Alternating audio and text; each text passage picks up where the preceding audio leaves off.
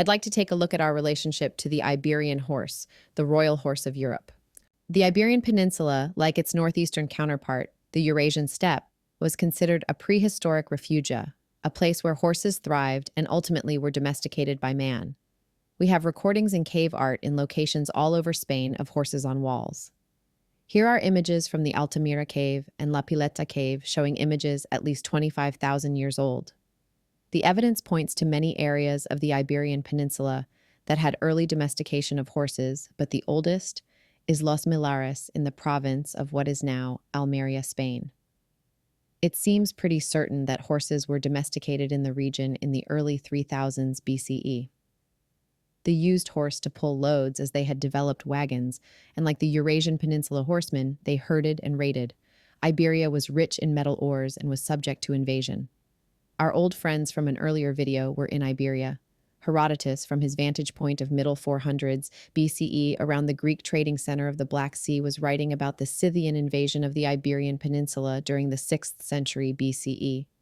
The Scythians, if you remember, were great crafters of metal and traders with the Greeks around the Black Sea. The Iberian Peninsula was also an area of metal production, raw material for metal production, and Mediterranean trade. There were many mounted nomadic tribes, Iberians, Celts, Celtiberians who had intermingled and intermarried with local tribes, to name a few. The horses of the Celtiberians became famous throughout the civilized world for fighting ability. They also possessed superior steel and weapons. By this time, the 400s BCE, Oriental blood had heightened and lightened the native Soraya. From this period, there came to be many mentions of the Iberian or Celtiberian war horses. They impressed Xenophon by their rapid attack and retreat methods of fighting in the Peloponnesian Wars in 457 and 451 BCE, where mounted Iberians served as mercenaries. The Greeks traded in Iberia, as did the Phoenicians. The Carthaginians replaced the Phoenicians, and Rome largely replaced the Carthaginians. The Roman horses brought horses with them to the Iberian Peninsula, but these would have been breeds prevalent within the Roman Empire at the time, such as those from Italy, Gaul, and other parts of their territories. After their conquest of the Iberian Peninsula, they certainly engaged in horse breeding programs that involved crossing their imported horses with native Iberian horses. The Romans needed a reliable supply of horses for their military and other activities.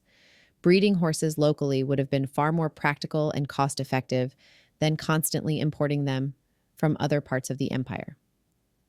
Crossbreeding with local horses could have helped create animals better adapted to the Iberian environment and terrain. Native Iberian horses likely possessed traits that made them well-suited to the local conditions. The Romans were known for their interest in horse breeding and the development of specific breeds for different purposes. Roman stud farms were set up, and government remount depots were organized as the empire spread northwards, increasing in dimension and power. Remounts for all the western provinces, including Britannia, were drawn from Hispania, particularly Baetica, which roughly corresponds to today's Andalusia. While the Romans looked on the Iberian horse primarily as a vehicle for war, there are references to Spanish horses being taken back to Rome for charioteering. Following the decline of the Roman Empire, in the 5th to 8th centuries AD, the Visigoths ruled the Iberian Peninsula.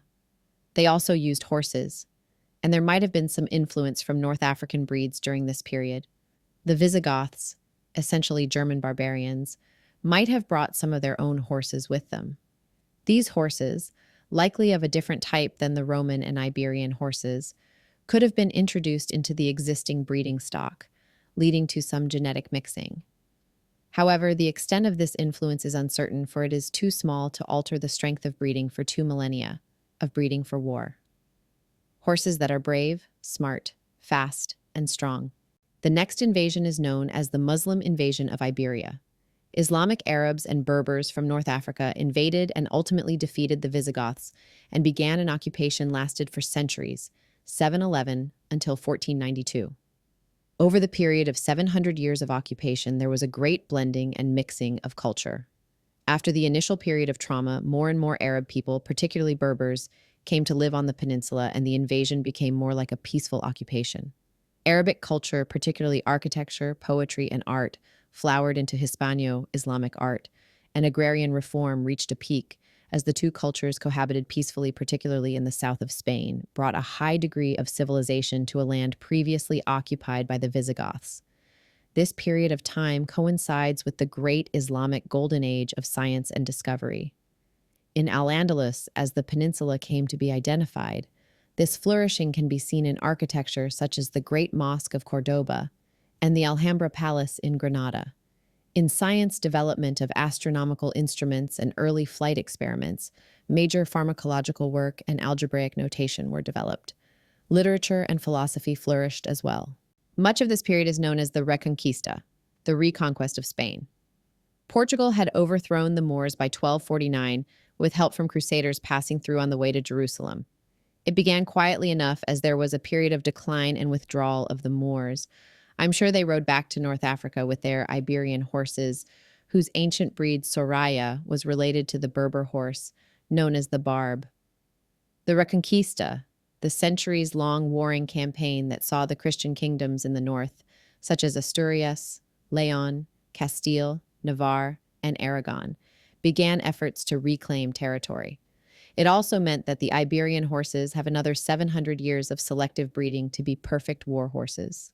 The Greeks talked about the qualities of the Iberian horse for war in 450 BC, the Romans 600 years later. By the end of the Reconquista, 1492, they were the best horses in the world. During this time, there was a mixing and blending of two equestrian fighting styles. Christian Spanish nobles employed heavy cavalry, and there were also crusaders from the northern European countries involved in fighting the Moors. This was a riding style known as labrida. The riders had very long stirrups with a deep-seated saddle. The horses tended towards heavy and large as the rider wore plate armor, and the horses could be wearing armor as well. The fighting style was largely in tight formation with riders knee to knee, often 3 of 4 ranks deep. They had a charging style designed to break up ranks of the opposing force, whether mounted or infantry.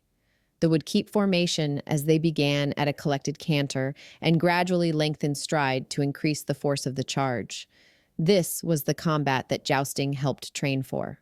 The Spanish light cavalry and the Moorish cavalry rode in an opposing style and battle technique. The a la geneta style of riding with shorter stirrups allowed the rider a more direct and precise contact of the lower aids with the horse's sides. This style required the rider to sit in the middle of the saddle, not using the support of the pommel and the cantle, keeping the feet firmly resting on the stirrups, with the heels slightly down. It was a technique typical of the Iberian Peninsula, clearly originating in North Africa. The term geneta comes from the Spanish word genete, which in turn most likely derived from the Berber tribe of Zeneti, famous for its light cavalry. They would have been the ones to introduce this style of riding to the Iberian Peninsula. The fighting style was more of a harry and harass than a charging confrontation or hand-to-hand fighting. The horses were light and fast, the riders had little or no armor. They carried a sword and 2 javelins. They would gallop to the enemy, discharge the lances, and turn and run away as fast as they charged in. Spanish Christian nobles often maintained both types of cavalries and used both styles depending on circumstances. They could adapt tactics to combine the advantages of both. A powerful, shocking charge of the heavy cavalry and the lightning-fast attack method of the geneta style. Riders were often trained in both styles. This tactical flexibility was relatively unique to the Iberian Peninsula during this period and influenced later European cavalry development. The Reconquista ended in 1492 when Ferdinand and Isabella, also of financing Columbus fame, defeated the Muslim forces at Granada and drove them out of Al-Andalus. There is a poignant painting of the last Muslim king, Boabdil, leaving the land of his birth for the last time and looking back to see Alhambra Palace before leaving. He was heartbroken, but was scolded by his mother. "Don't cry like a woman for what you could not save as a man. We are going to shift our focus towards Naples and away from horses trained for use in war. But first, a bit more fighting." In 1494, French King Charles XIII invades Italy, claiming Naples, and the next year, Ferdinand of Aragon, fresh from his Reconquista wins, forms an anti-French alliance with an end result that in 1500, Louis XII is now the King of France, and Ferdinand agreed to split control of Naples, and in 1501. Of course, they dispute the division, which leads to a war between the allies, which Spain wins, and in the end, 1504, the Treaty of Lyon gives Naples to Spain. As a result, the Italian nobility sees the Spanish war horse, who arrives in Ferdinand's new style of cavalry. The Italians wanted to get their horses to do what the Iberian horses, who in their collected equilibrium moved with great ease, did. The Iberian horses then served as the model. They wanted to duplicate the light collected balance Iberian horses displayed, and as their horses were not in the same state of energy and collection, they had to started inventing exercises and progressions of exercises to develop that same lightness and collection.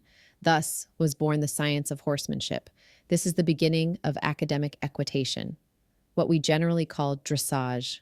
Through methodical and deep study of cause and effect, its essential function was to find the progressions of mental and physical gymnastics that allow the non-peninsular horses to carry themselves under their riders with impulsion and dexterity comparable to that deployed by Iberian horses.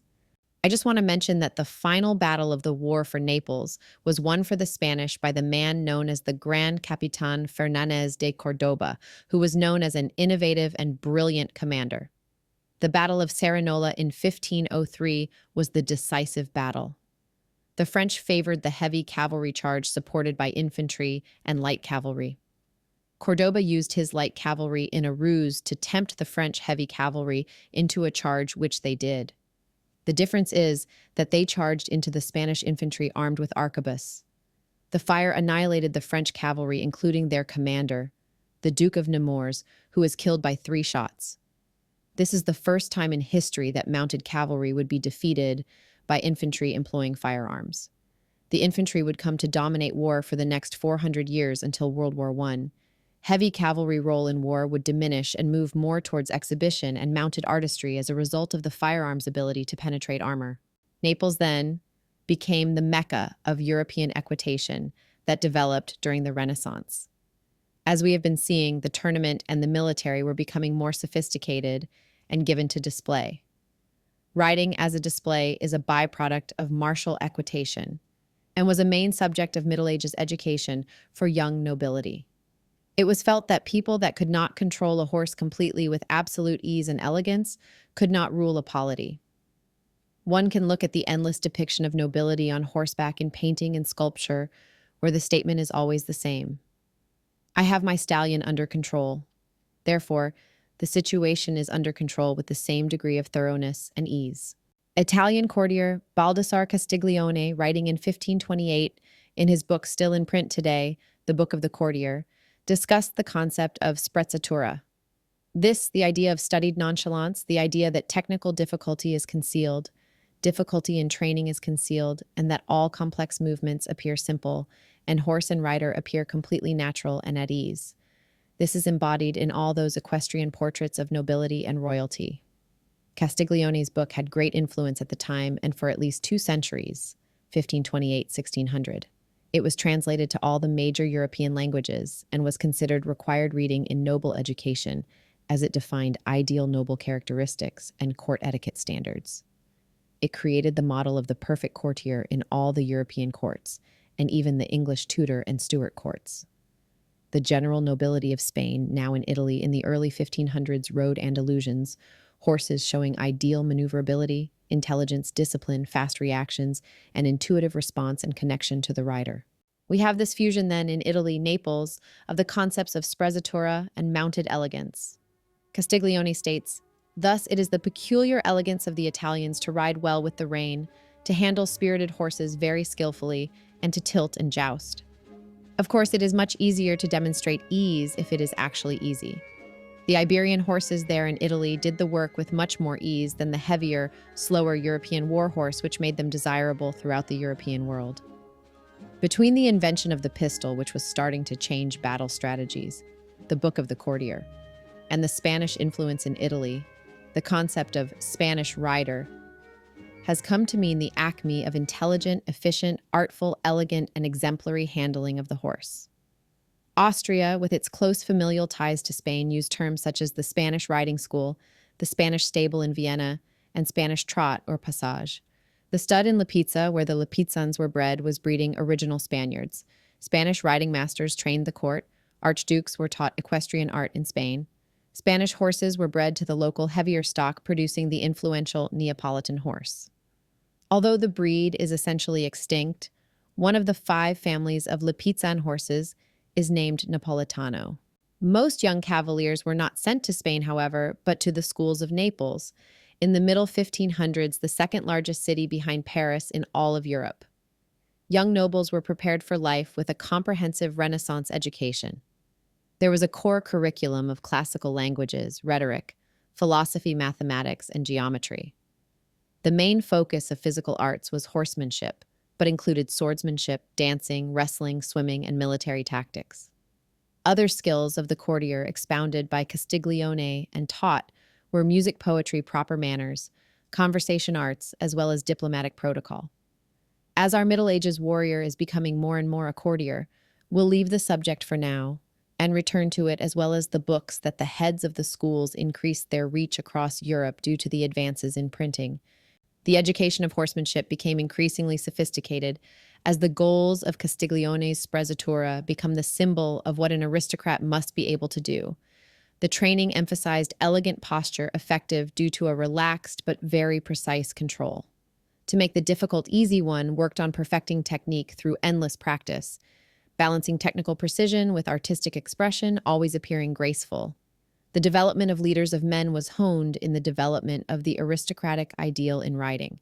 The academic equitation goal is to understand a process of progressive systematic training, in which a very difficult learning goal is achieved by integrating correct academic principles in such a way the difficult becomes easy and all resistances are overcome. It's about using the correct process for the situation correctly. The worldwide realm of Charles V, 1500–1558, was also the Spanish horse's empire from Europe to the Americas. The intense exchange of horsemanship between the Spanish and German-Austrian line of the Hapsburgs, such as Charles V, developed for centuries. Charles was grandson to Ferdinand and Isabella, and through marriages inherited Naples and a lot of the world. Austrian rulers were born or raised in Spain, where equestrian training was central to courtly education. Strong, unbending awareness and the preoccupation of being in charge of the best horses and equitation on the planet contributed to the creation and maintenance of the Spanish riding school. Emperor Maximilian II, 1527–1576, came to Vienna in 1552 after some years in Spain. He brought Spanish horses with him, but felt that the supply of Andalusians in Vienna was unsatisfactory. He knew that there were good horses in Naples as well as good instructors in the equestrian arts, so he sent his Spanish professionals to acquire the selection of riding and breeding stock from Naples and commissioned Vienna's Stallburg in 1959. The horses of the Spanish riding school have been there ever since. His brother Charles, Archduke at the time, established the breeding center for the Lipizzans that corresponded to the horses' country of origin that is sparse, rocky, hot in summer, and cold in the winter. For centuries, the karst stud of Lipizza, near Trieste, proved ideal for the qualities of the Spanish Neapolitan Arabian horses known as Lipizzans. Charles, former Archduke, became emperor in 1711 and ruled as Charles VI until 1740. French riding academies were established in the late 16th and early 17th centuries. They emerged following the model of Italian academies, which had flourished earlier in Renaissance Italy. Before French schools were established, Italian academies were the preferred destination for nobles across Europe wishing to learn the new riding style. French noblemen, such as Lebrun and Pluvinel, studied horsemanship in Italy before the first French academy opened. The establishment of domestic academies in France, beginning with Antoine de Pluvinel's school in Paris in 1594, alleviated the need for French nobility to travel to Italy for instruction in horsemanship and other exercises. These schools were supposedly exclusively for those of noble extraction. They became a key part of a new noble educational system that played a role in reconfiguring French noble identity. The Spanish riding school had a different focus than that of the Italian and French schools, which were all-encompassing education for nobles, with multiple academic subjects and broader military training. The Spanish riding school had a specialized equestrian focus, with an emphasis on technical excellence and the pure classical form. It's man and horse in perfectly choreographed harmony. These elegant, intelligent horses are the Lipizzanas of the Spanish riding school of Vienna. And they've been keeping audiences in thrall for centuries. It was a Hapsburg court-centered training, which preserved the tradition of Spanish horse, as embodied by the Lipizzaner, and the Spanish ideal of training, as filtered through the schools of Naples. It was the blend of the warrior styles of the past, la brida and la geneta, as well as the thousands of years of breeding and training for war. Then the sophisticated practice born of the schools in Naples that culminated at the Spanish riding school. They still adhere to the principles of haute école, high school, or sprezzatura, elegant riding, imperceptibility of the aids, and relaxed obedience from the horses that are still practiced today.